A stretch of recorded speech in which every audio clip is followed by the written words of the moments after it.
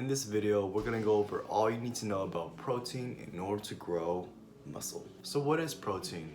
Protein is a macronutrient from fats, carbs, and protein, and its individual role is to build and recover enzymes inside of our body, particularly muscle. Protein's polymers, or its molecular structure, is made out of amino acids. Just like how carbohydrates polymers are made out of glucose, or fats polymers is made out of triglycerides, amino acids is what makes up protein. So amino acids are protein. In our body, we can only make 11 of these amino acids naturally, and these are called non-essential amino acids.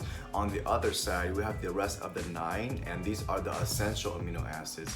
These, we cannot make them naturally, we have to obtain them through diet. In order to grow muscle, we need all 20 of them. It's just like building a house.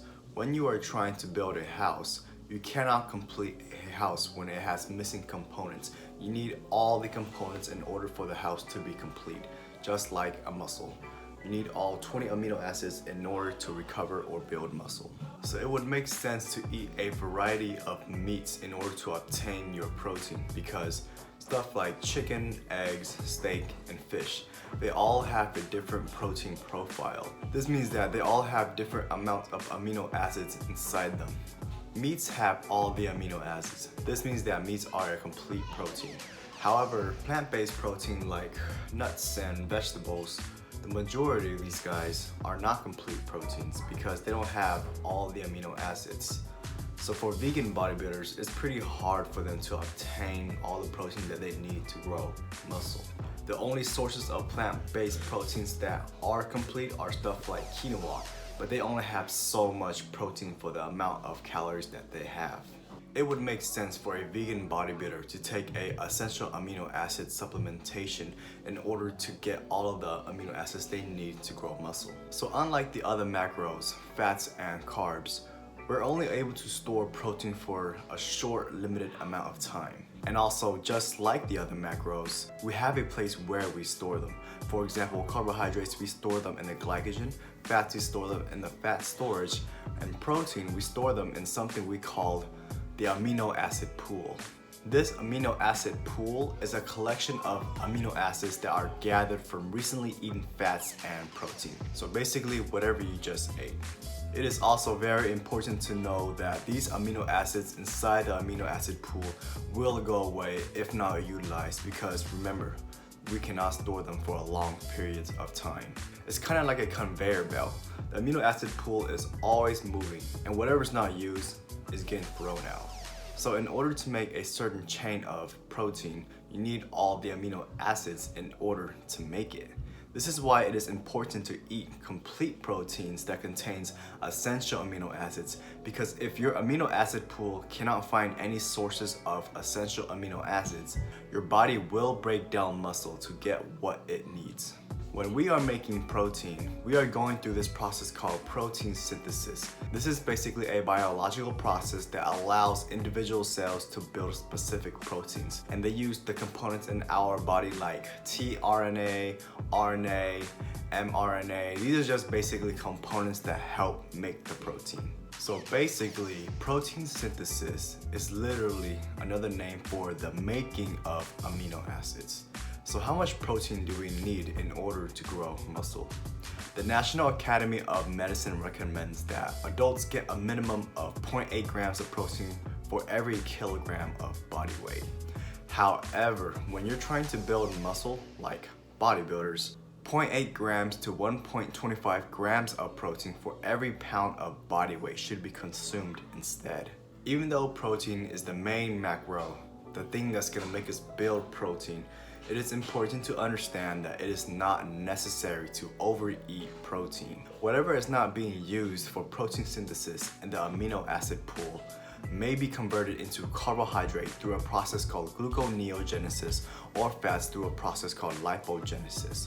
Whatever we don't use, we use it for something else. So, If a person only needs 30 grams of protein per meal to utilize protein synthesis, then eating a meal with 60 or more grams of protein is simply not more ideal and definitely not going to help a person build more muscle. So when and how much protein should a person eat then? Because gluconeogenesis and lipogenesis, remember, the conversion from protein to either fat or carbohydrates, can happen from overconsumption of protein, it's ideal to eat 20 to 30 grams of protein every 2 to 3 hours throughout the day until you hit your daily protein needs. So for meal timing, it is important to understand that eating protein by the hour is far more effective than eating protein by the day. A tip, or more of a mistake that I personally experienced, is the overconsumption of protein. I was eating just way too much protein and my body didn't need it in order to grow muscle. It is not necessary to eat like 2 grams of protein per body weight. As mentioned earlier, whatever we don't use, we will go through a sucky process for our body and turn it into something else. But you don't have to take my word for it, you can take someone else's word for it.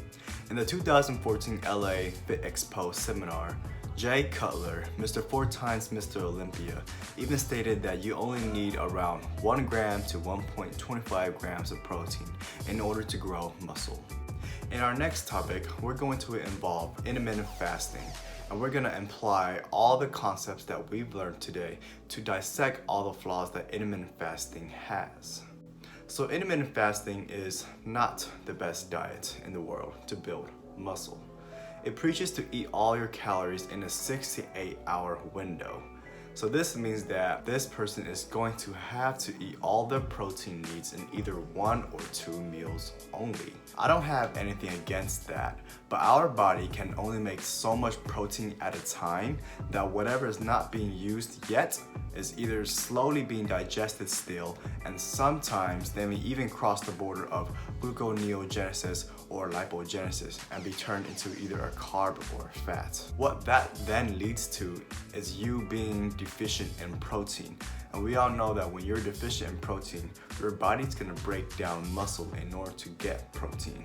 Intermittent fasting also preaches that you go 16 to 18 hours without protein, and they say that your body will adapt to that. But what I personally experienced from intermittent fasting myself is that I'm not really synthesizing protein synthesis. To optimally synthesize protein synthesis, you consistently need amino acid inside the amino acid pool, and you are not gonna get that going 16 to 18 hours without protein. When there is no amino acids in the amino acid pool to be utilized for protein synthesis, you're gonna break down muscle, you're gonna have a slower metabolism.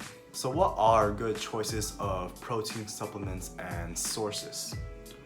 Protein powder has always been a very convenient source of protein for me, but I recommend not to go more than 2 scoops per meal because protein powder is a very fast digesting protein and it will instantly be in your body like that. If you are about my size, 150 pounds, and if you go 2 scoops of protein per meal, your body may not digest all of that protein. Whatever that is not utilized for protein needs will be used for something else, like carbs. What about the other components and supplementation for protein, like branched chain amino acids and essential amino acids? Personally, I believe that you don't need any of these. If your diet is good already and already on point, then there's no need to take branched chain amino acids or essential amino acids. It will simply just be a waste, and as mentioned earlier, whatever that is not utilized will be used for something else. If I had to choose, then I would choose essential amino acids. Branched chain amino acids are pretty much the biggest ripoff there is in the fitness industry. There's only 3 essential amino acids in BCAAs, that's isoleucine, valine, and leucine. In order to grow muscle, you need all 20 of them, and essential amino acids have all essential, while BCAAs only have 3. There's a difference between BCAAs and essential amino acids. BCAAs are anti-catabolic. They're not anabolic. They're not building muscle, they're just preventing you from losing muscle. So basically, it's more of an energy source. While essential amino acids, it will keep you anabolic because We cannot have essential amino acids naturally, but we can have non-essential amino acids naturally. So combine those two, and that's why essential amino acids are just way better than BCAAs. But as always, for protein sources, you should always go for the whole and natural sources. We cannot ignore the benefits that meats give to us, and if you can, eat your meats in variety, because each meats have different amounts of amino acids. The very last thing that you need to know about protein is that it is a very diverse source of macro. We should be very thankful for it, because if we were to choose a macro as something that we have to live on forever, the eating all protein is always better than eating just all fats and all carbs, because protein can be turned into a fat, a carb, and fats and carbohydrates, there's no way that they can turn into a protein. To wrap up this video, protein is an extremely important macronutrient, and it is essential for muscle building. Without it, you won't optimally repair or grow a muscle, and eventually you will lead to muscle loss. Thank you for watching this video, and why should you guys believe me? Well, I am aesthetic. And aesthetic people know their stuff, so if you don't believe me, you'll never know anything about protein.